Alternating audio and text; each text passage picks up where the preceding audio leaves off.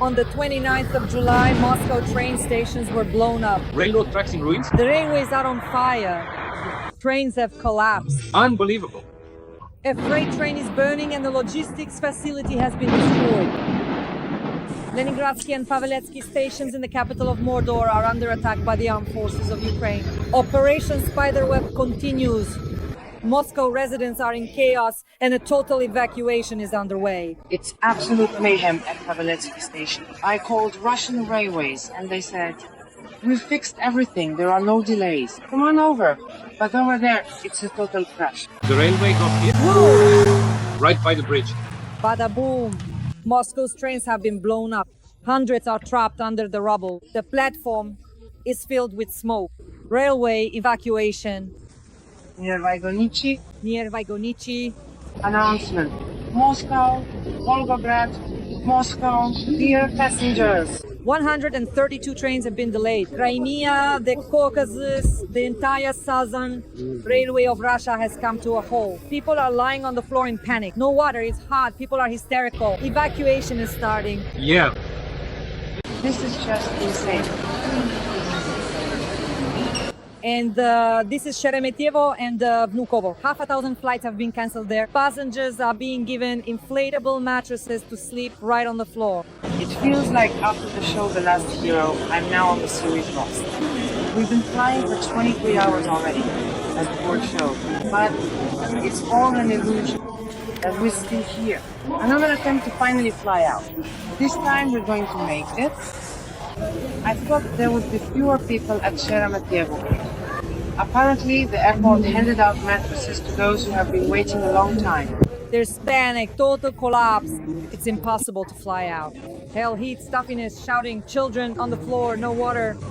People are sleeping on concrete. A pack of noodles and a bottle for 3 people. That's all they've given out in more than a day. Ukrainian armed forces drones keep attacking Russia, Moscow and St. Petersburg. It's already the 4th day in a row. Let's discuss all this with top analyst Alexander Demchenko right now. Breaking news, friends. The 29th of July and 30th. Railways are under attack by the armed forces of Ukraine. We attacked 5 districts at once. There's a fire at a railway station in the Moscow region. A freight train is burning. The passenger train was urgently evacuated. We are blowing up trains, stations, railway junctions, military equipment, and Russia's arteries. Hell, heat, stuffiness, screams, no water. Collapse in Russia. Meanwhile, at railway stations in Moscow and other regions of Russia, there is collapse, panic, evacuation, and stampedes. 132 trains have been delayed. We are attacking not only military airfields, but also railway junctions, the arteries of Russia. Quiet. Aviation is paralyzed. A hacker attack has crashed Aeroflot's IT infrastructure. 7,000 servers have been destroyed. More than $50 million in losses. And all of this can't be fixed even in half a year. Hundreds of flights have been cancelled. Passengers in Moscow are trapped. Sheremetyevo, Pulkovo, and Zhukovsky airports are paralyzed. Panic, crush, disruption, and even Telegram isn't working. The FSB is jamming communications. And now Trump is setting a new deadline for Russia. This time it's 10 days. The ultimatum is reinforced with threats of sanctions. And all this is happening against the backdrop of a Russian ship entering Estonian waters and new air defense systems being supplied to Ukraine. We are entering a phase of total pressure on the rails, in the sky, and at sea. We'll discuss all of this with top analyst Alexander Demchenko right now. Sasha, welcome. Hello, Dasha. Hello, everyone. What do you think about our pressure on the railways and aviation? I suggest we start with the railways, because we've been constantly blowing up railway junctions and military equipment convoys over the past few weeks. You know, Dasha, if you don't mind, I'd like to start with the tragedy in Kamenskoye, because what happened last night on the 29th is probably a quiet horror. Dnipropetrovsk region, Kamenskoye Maternity Hospital. A strike on the maternity hospital, 1 woman in labor killed. That is already targeting hospital wards. A woman in labor and her unborn child were killed. The girl was 23 years old. A hard, horrific strike on Zaporizhzhia, on the Kolonidozhensk killed, dozens wounded. At the time I checked, there were already 17 dead. So what we're talking about is that Putin is once again striking civilians. And he doesn't care about any ultimatums, about anything that's being said. So it's important to say right away, friends, that every single time people from all over the world are watching us, we know this, Dasha and I, please support Kamyanske, Dnipropetrovsk, Zaporizhia, and many, many other Ukrainian cities that suffered last night. This is a heavy loss, and I know that both Zelensky and many others have already reported about it. So please, as for the direct strikes on the railways, I keep saying that Ukraine is disrupting Putin's August offensive. The offensive is supposed to start in a few days in August. They themselves announced. But now you want to see how that will go, because the Ukrainian side, the Ukrainian armed forces are now relentlessly and on a massive scale destroying railway junctions, substations, railways, entire tracks. In the Rostov region, a huge stretch of track has been destroyed. The Rostov region is a crucial area because it is the southern military district of the Russian Federation. Accordingly, a lot of military hubs, equipment, ammunition, supply of food, blood, and everything else you can imagine are concentrated there. Everything goes through Rostov and is delivered from there, especially if we're talking about the Donbas direction for Vladimir Putin. That's why Ukraine is now deliberately striking at railway junction. And the entire railway system, as well as all air connections, are essentially centered on Moscow. All of this indicates that Ukraine is disrupting Putin's plans for not just a successful summer, but now a summer-autumn offensive, since Vladimir Putin, already screwed up the first summer offensive. He threatened so much that he would encircle Sumy, surround Sumy, take Odessa, advance to Kharkiv, move toward Dnipro, and capture Zaporizhia and Kherson. So where is all of that? Where is all of that?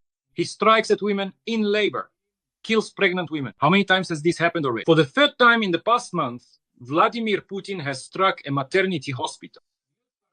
He hits maternity hospitals, struck a clinic in Odessa, tried to kill a large number of people right on the beach. On the sea, people were relaxing therein. He attacked them with his drones, children, women, the elderly, men. In other words, this is out of helplessness, out of impunity, because apparently he thinks, though he's wrong to think so, it was a mistake for him to think this. He was wrong to think that he wouldn't be punished. A response will follow in the coming days. Trump didn't just reduce the ultimatum, he dramatically shortened it from something like 10 or 12 days. There's a certain logic to this, which isn't directly related to playing with the number of days.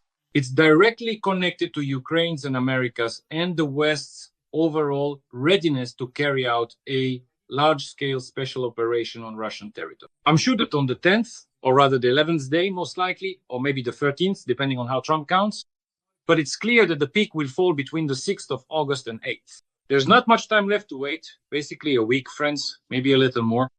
And after that, things will get very heated in Moscow. No one is going to wait for Putin standing in Beijing next to Xi Jinping.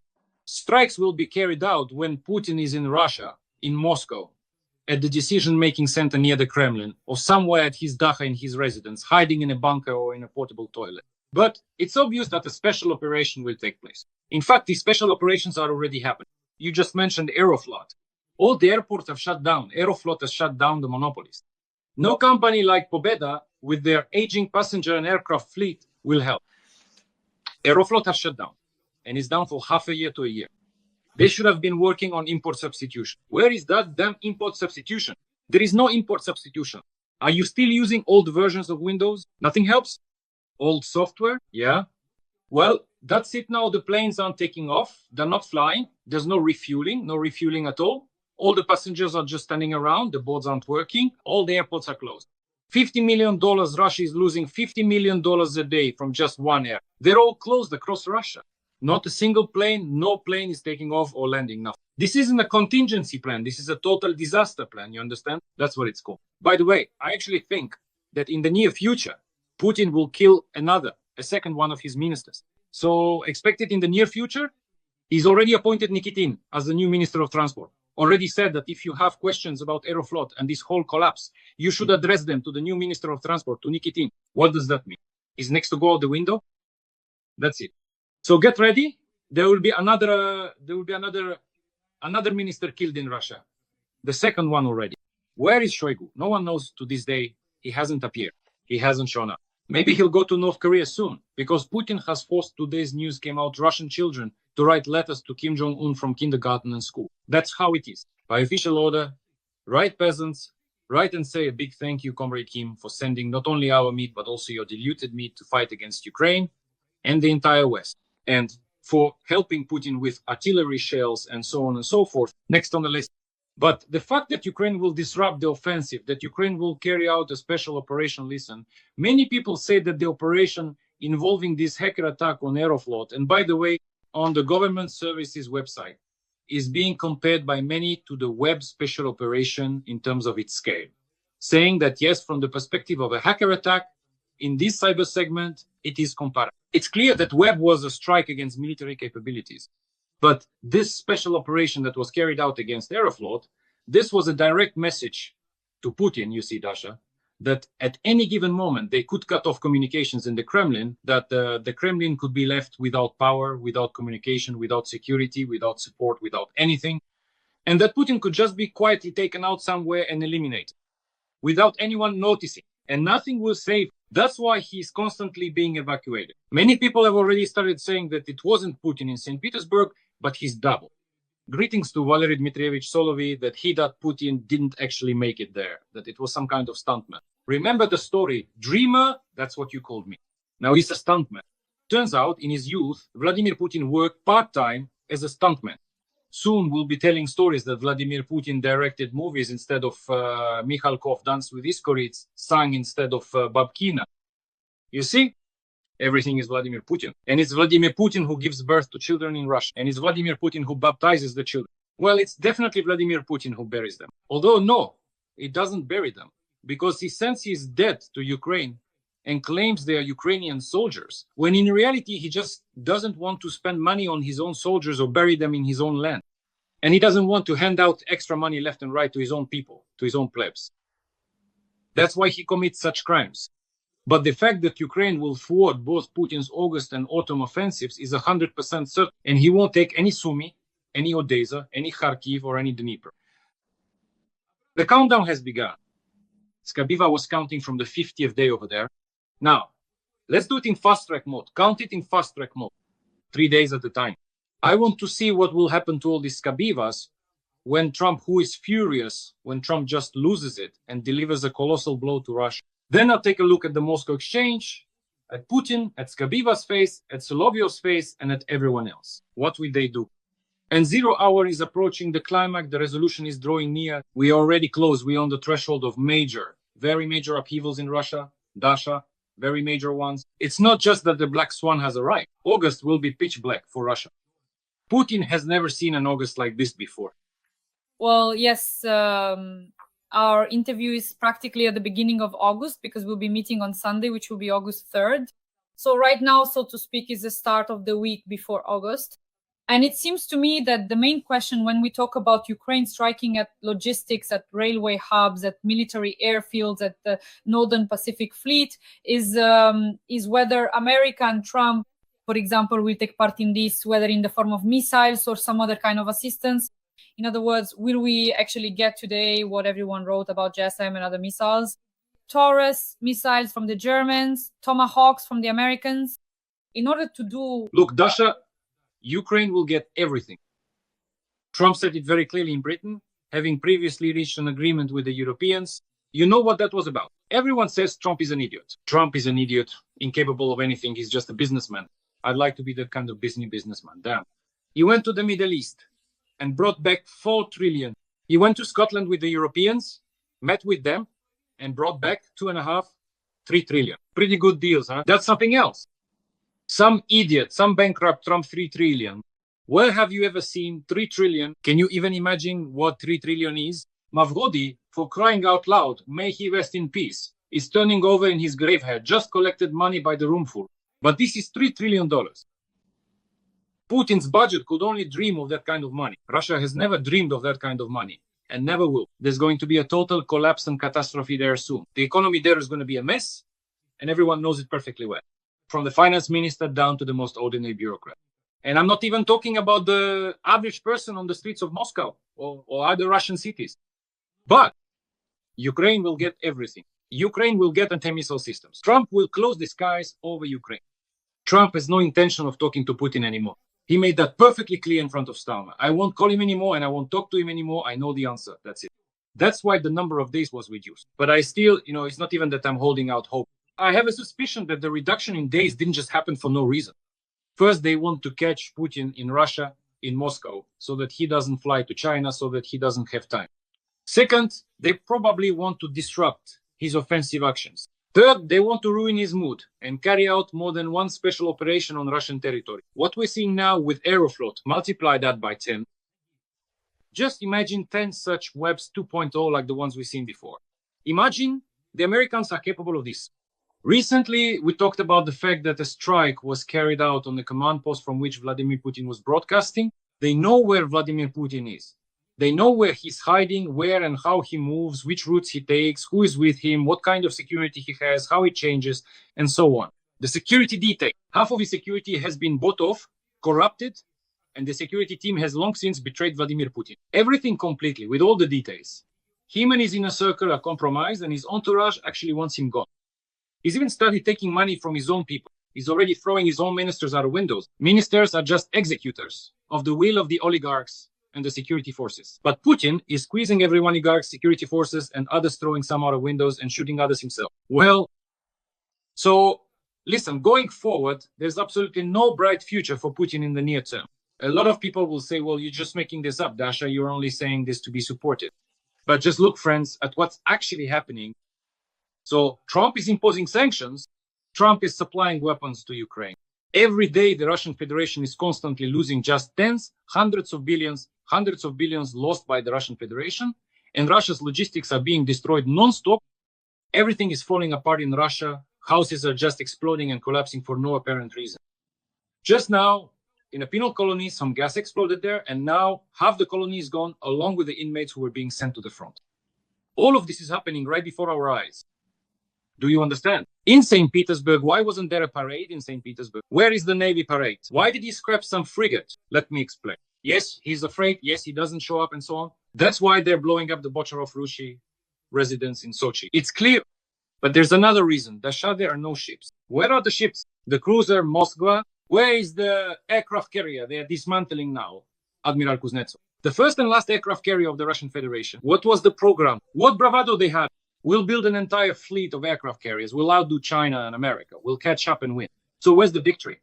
The victory is up their ass, you see. Instead of the double-headed eagle, they should just put a butt there. Excuse me.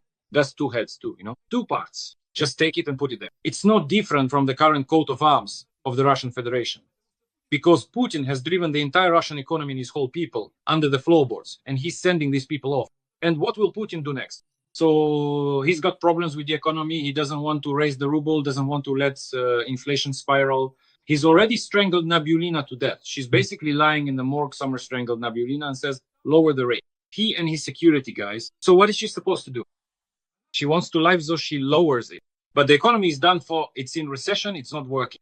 There's collapse everywhere, bankruptcies everywhere, except for military production. So what is he going to do next? He needs to end the war, but he doesn't want to end the war, because he intends to redistribute the flows and give everything to his family and his daughter. I'm sure that right now many people are very skeptical about this, but I think that in the fall we'll see a government reshuffle and maybe even Mishustin's resignation. Very soon it's coming up. There's no need, you see, he doesn't need this circus anymore. He'll appoint his daughter or some friend of his daughter, Katerina Tikhonova, or one of her associates, to the position of prime minister. Why does he need the State Duma? Why does he need ministers? Why does he need propagandists when he has Pasha Zarubin? Why does he need oligarchs when he's got the Kovalchuks? And that's enough. He just doesn't need any of that. He's an old man. He's tired. He's tired of reviewing parades. He's tired of fixing ships. So he gave Patrushev an award, put Patrushev in an inflatable boat, and sent him off somewhere. Everything is inflatable in Russia, after all. Even the nuclear briefcase is probably inflatable too. Just the other day, Gennady Gudkov was telling me, he said, I once had a commander who was in charge of inflatable troops. I said, what do you mean inflatable? He told me, look, obviously he was in charge of the Air Force, but half the planes were inflatable just so the Americans would sit there thinking we had a lot of planes. The whole of Russia is inflated, you see. They try to fool Trump. They try to fool Trump every day, but Trump just isn't getting fooled anymore.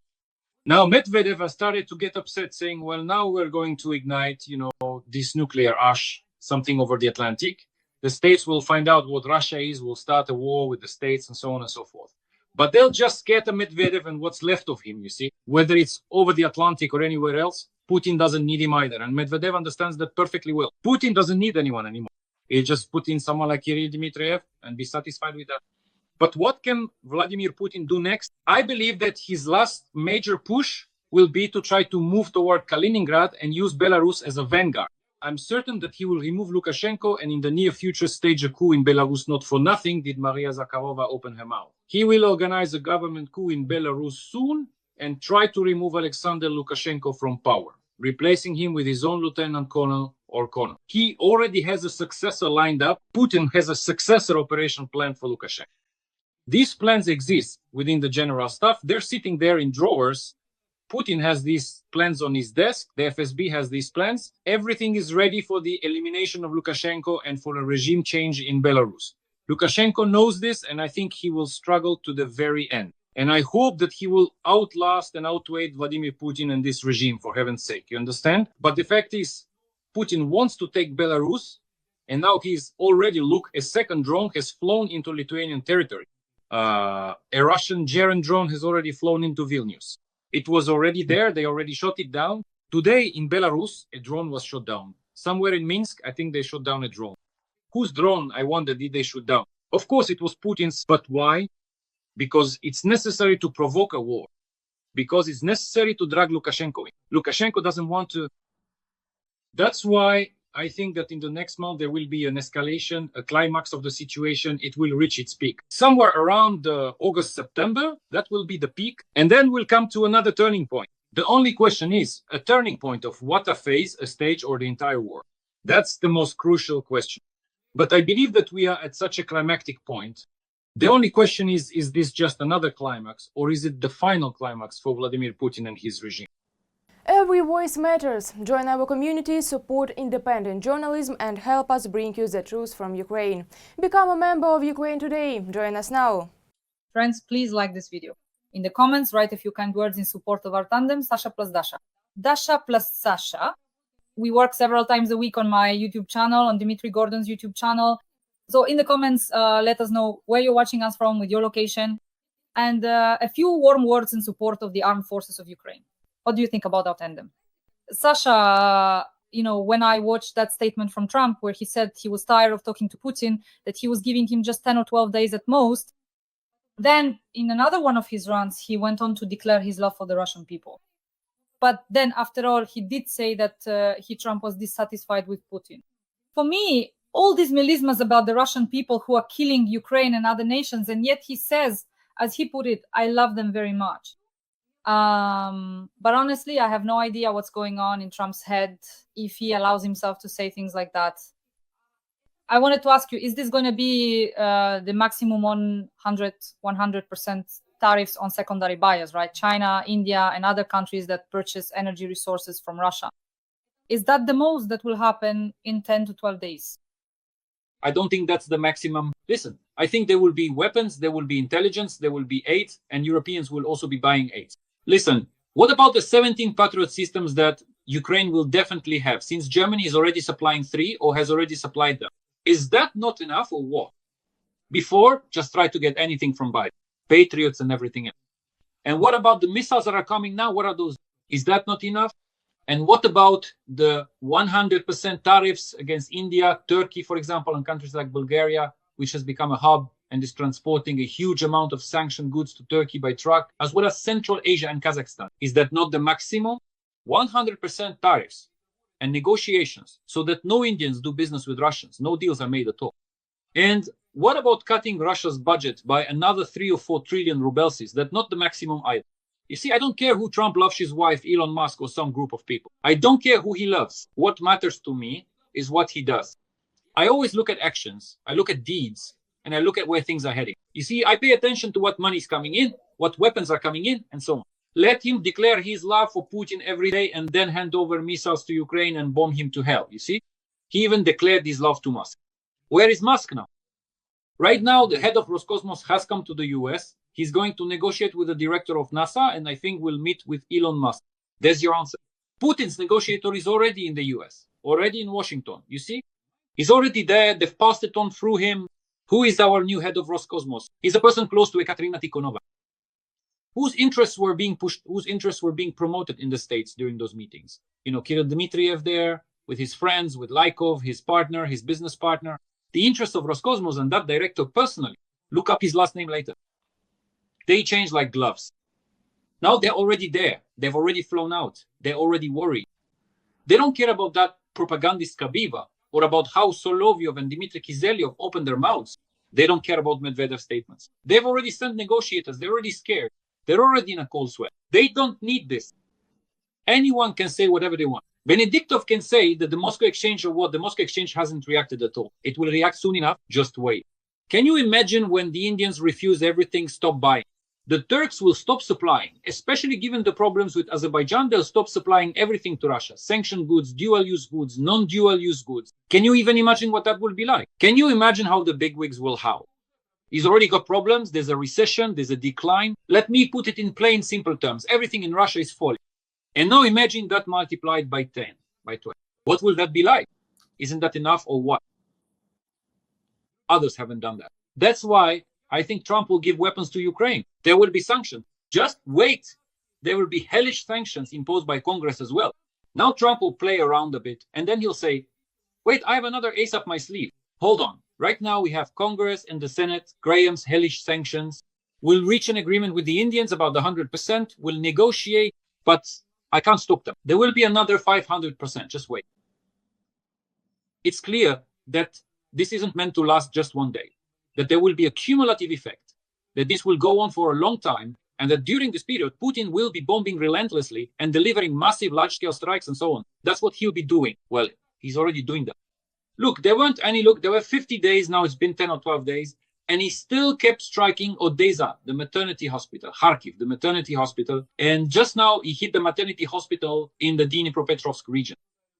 It's just horrifying. In Kamiansk, let me remind you, a 23-year-old pregnant woman died. She was just there for observation, probably. And now she's gone. Well, she, a man, and the unborn child. So what?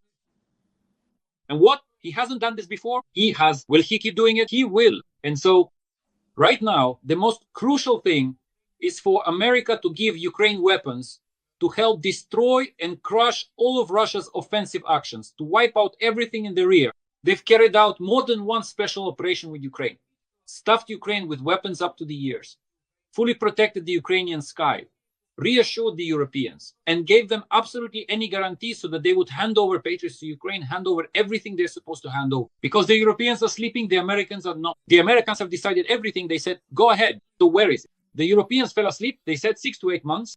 There are no 6 to 8 months. Let's do it now. But the boat is still turning in our favor, Dasha.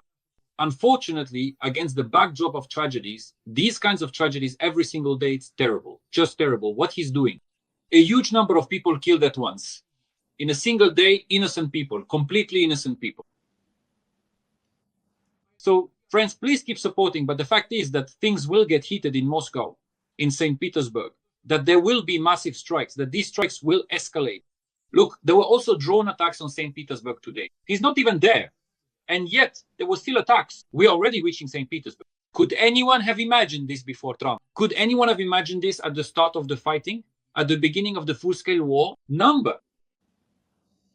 The war is evolving, and so is technology. I'm sure that within a year, the Americans will be supplying Ukraine with millions of drones. And then things definitely won't be fun for Russia. And for Putin, along with Russia. The US delivered nuclear weapons to Britain on a plane with its transponders turned on, which is very important with the transponders on, as Bloomberg reports. According to the publication, the US is showing Russia that it is not reducing its nuclear presence in Europe. It was previously reported that for the first time since 2008, the US has returned its nuclear weapons to Britain. Is this a greeting from Trump to Putin and to the Russian people whom Trump loves? This is a message to Putin. This is a message to Medvedev. They sent B-class bombs, thermonuclear bombs, nuclear weapons on a military plane. For the first time, as you correctly pointed out, since 2007, 2008 to European territory, he will keep blackmailing Trump with the nuclear umbrella, with nuclear weapons, with his nuclear club. tactical, strategic. Medvedev is talking about some Prague story. Maybe he wants to distract himself. I don't even know anymore. Some kind of plague has started there again. Kadyrov went there and almost drowned. Shoigu has disappeared. That one shot himself. Starovoyt, or whatever his name was. Medvedev is already telling some story about Prague. Everyone is getting ready, in my opinion. It's not clear, maybe for some kind of total plague, I don't know, maybe for executions or something in the Russian Federation. But this is a response. Because Trump has made it clear that now American nuclear weapons will be in Europe, they'll be in Britain, and if they keep pushing, they'll be in Eastern Europe too, close to the Russian Federation's border. American nuclear bombs, and nothing else will be needed.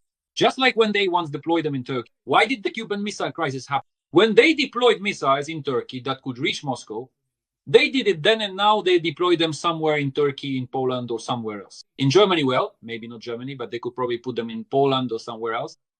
So what? Will that be fun for you? That's why, yes, transponders, let's just clarify what that is. Maybe a lot of people don't know what that is. It's the device that transmits signals which can be used by intelligence or aviation services to detect what's happening. They sent a signal to Vladimir Putin, that's it. American nuclear weapons in Europe. And now, just notice this. Take Trump, for example. I'm not just talking about that $2.5 to $3 trillion deal.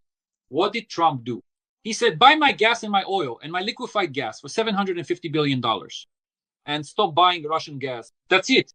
There will be nothing else. And everyone agreed. And all of Europe signed on. All those Orbans, right? The Slovaks and so on. Everyone signed everything. Why is that? Why is that? What about their beloved Vladimir Putin? What about their beloved Russian people? That's how it is. With Nord Stream 2, there's no gas, no electricity, no coal, nothing, no oil. And everything will go to America. And American weapons will go to Europe. But what if it's over 600 billion? And what if American weapons start flowing into Europe? What does that mean? What's the logic here? What does the logic say? It means that what's sitting in Europe will go to Ukraine. Does Putin have the ability to raise the stakes and take part in an arms race? No. He himself came out and said, we're going to cut the budget, we're going to reduce military spending. Why? He doesn't want to get involved in this war. He doesn't have the means. He'll be finished before the arms race is over. He doesn't have the strength or resources, and everyone understands that. He does more posturing, more blackmailing than he actually has real capabilities, you see? He doesn't have any of that. And Trump knows this. And he knows perfectly well that sanctions will hit Putin very hard. They will hit very hard, no matter how much bravado there is in the Kremlin. Who are you, Trump, to dictate when to start peace negotiations? Medvedev responded to Senator Graham's call for negotiations. American Senator Lindsey Graham commented on Medvedev's post on X about the risk of war between Russia and the US due to secondary sanctions. You and your clients will soon be deeply disappointed. You will also soon see that Joe Biden is no longer president. Sit down at the negotiating table, he wrote. In response, the deputy chairman of Russia's Security Council stated, everything will end when the objectives of the military operation are achieved. Take care of America first, Grandpa. This was Medvedev's statement. Are we right in understanding that Putin absolutely doesn't care? And through Medvedev, he's basically saying, impose your sanctions, I'll keep waging war. By the way, a photo of Diana just came in. She was called Diana. She was 7 months pregnant. She was going to have a son. She was killed. Grandpa, listen, maybe he's not addressing Trump. Maybe he's addressing Putin. Maybe Dmitry Anatolievich Medvedev is offering his services maybe to get rid of Putin. Please arm him, send him a drone. Did you notice how Putin's security or, Putin's double, Putin's triple in St. Petersburg was walking around with anti-drone systems? Didn't you notice? They showed it for everyone to see, how they were carrying mini drones in their hands. Soon they'll be carrying bazookas like Schwarzenegger. Already there are portable toilets, armored limousines, armored trains, different motorcades, different planes, anti-drone systems. Soon they'll be carrying a bronze Putin around. You get it? Inflatable ships and Vladimir Putin's residences and houses burned to the ground. Well, he's already lost his mind, gone completely crazy over there. But further, you see, let them keep blackmailing. First of all, Trump has Medvedev on his radar. He said as much in St. Petersburg. If he writes something like that again, he'll regret it. I think Trump has the power, the means, and the ability to make sure such statements aren't made anymore. He sent nuclear weapons to Europe, after all. Russia will try to do something, make some noise, maybe try to conduct some exercises. The Americans will conduct exercises like that all around the perimeter of the Russian Federation. They'll scare Putin so much somewhere near Leningrad. They'll block the Danish Straits. They'll cut off all flows of sanctioned goods. China will ditch Putin. They'll make a deal with the Chinese, and together with the Japanese, they'll give Putin a big surprise near the Kuril Island. You'll find it very interesting and entertaining. Notice, the most crucial thing that's happened recently is that Trump took the Caucasus, Azerbaijan and Armenia away from Putin. I think he'll take Georgia too. In what sense will he take it? He just took it and brought it into the American orbit, away from Moscow. So what?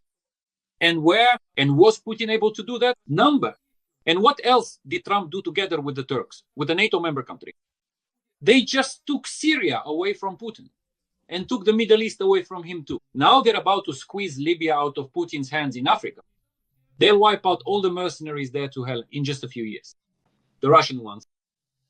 Another one, and what about Iran? How's it going? Did Vladimir Putin help? Iran has been riddled like a sieve. Iran and its nuclear weapons, those bombs they were so proud of, threatening the whole world, especially Israel and the States. So where is it all now? Where is it all? And yesterday, Trump also said, we will keep striking Iran and their nuclear facilities. In other words, Putin has lost a lot over the past weeks, over the past months, and in the next 6 months, he will lose all his opportunities in the Ukrainian direction. And he will lose them in Belarus as well. It's not for nothing that he went to Belarus. His negotiations, his separate talks with Lukashenko were about Lukashenko turning away from Putin by 180 degrees and shifting toward Trump. And he will betray this Vladimir Putin. So Medvedev can say whatever he wants, anything he wants. Medvedev's problem isn't that he became an alcoholic. Medvedev's problem isn't just that he could have become president a second time, could have made it so that Putin was no longer in Russia, and could have saved his country from disgrace. Medvedev's problem is something else. Medvedev's problem is that his life hangs by a thread, that nobody there needs him, that he's worse than Zhirinovsky, that he's a clown. But he's an unfunny clown, an untalented clown, a mediocre clown. And Medvedev's problem is that Putin doesn't need him, and nobody in Russia needs him either. That he's just a prop, a facade that can easily be moved, replaced, destroyed, and so on. Essentially, he's become a nobody, even though he could have been everything in the Russian Federation, playing on the tablet that Barack Obama gave him. And now Donald Trump simply, he won't do anything with Medvedev, but he will do a lot of things regarding Russia. And neither Putin nor Medvedev nor the elite will like that. And I'm sure, Dasha, that we'll see the day when Medvedev will be among the conspirators trying to remove Vladimir Putin from power. Because Putin won't leave anyone. None of the old cronies will be left. Not Medvedev, not Shoigu, not any of these ministers, not any of these nullified oligarchs, no one. There will be no one left. It will either be Putin or there will be no Putin. I've prepared 2 topics for you for the finale. In short, Russia has banned gasoline exports until the end of August. The decision is related to a shortage in the domestic market due to complications at refineries caused by drone attacks and sanctions. Bloomberg. But before, they had an agreement, a pact, in fact, between all the directors, all the owners of the refineries, and directly all those gas stations across Russia, that they would keep prices at the level of inflation and not raise them. There was always artificial price setting there. And what do they have now? Didn't Putin order them to keep inflation in check? So it turns out they need to raise prices, but they can't do anything. So exporting is unprofitable.